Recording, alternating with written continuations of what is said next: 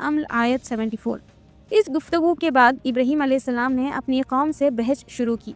ان کی قوم چاند، زہرہ یعنی وینس، سورج اور دوسرے سیاروں کی عبادت کرتی تھی۔ انہیں سمجھانے کے لیے ابراہیم علیہ السلام نے صاف اور بہترین دلیلیں دینا شروع کی۔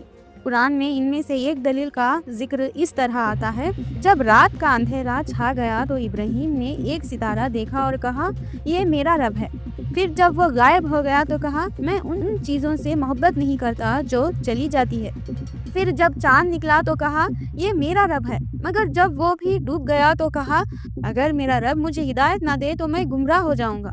پھر جب سورج ابھرتا دیکھا تو کہا، یہ میرا رب ہے، یہ تو سب سے بڑا ہے۔ مگر جب وہ بھی ڈوب گیا تو کہا، اے میری قوم، میں ان سب چیزوں سے بریات کا اظہار کرتا ہوں جنہیں تم اللہ کے ساتھ بناتے ہو۔ ابراہیم علیہ السلام نے اپنی قوم کو سمجھایا کہ یہ آسمانی جسم خدا نہیں ہو سکتے، کیونکہ یہ اپنی جگہ سے چلے جاتے ہیں اور دوسرے آ جاتے ہیں، کیونکہ یہ اپنی جگہ سے چلے جاتے ہیں اور دوسرے آ جاتے ہیں۔ حقیقی خدا کبھی غائب نہیں ہوتا اور نہ ہی اپنی جگہ کسی کو دیتا ہے۔ ابراہیم علیہ السلام اپنی پوری کوشش کر رہے تھے کہ لوگ اللہ کی وحدانیت کو مان لیں اور صرف اسی کی عبادت کریں۔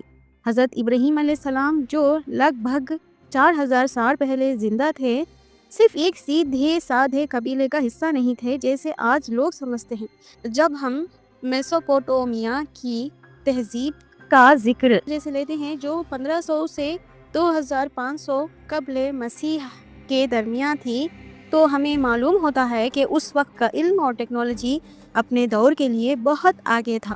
سومیری لوگ لکھنا جانتے تھے اور اپنے گرد و نواحی کی تمام قوموں کو اثر انداز دیتے تھے۔ یہ تمام قومیں ایک علاقے بابل میں رہتی تھی: سومیری، اکاڈی، اسوری اینڈ بابلی۔ نمرود چاہتا تھا کہ اس زمین کا ہر شخص اس کے سامنے سر جھکا دے اور اپنی قوم کے ساتھ بدترین ظلم کرتا تھا۔ اسی وقت اللہ نے حضرت ابراہیم علیہ السلام کو پیغمبر بنا کر بھیجا تاکہ وہ نمرود اور اس کی قوم کو اللہ کے احکام اور مناہی پروہیبیشنز سمجھائے۔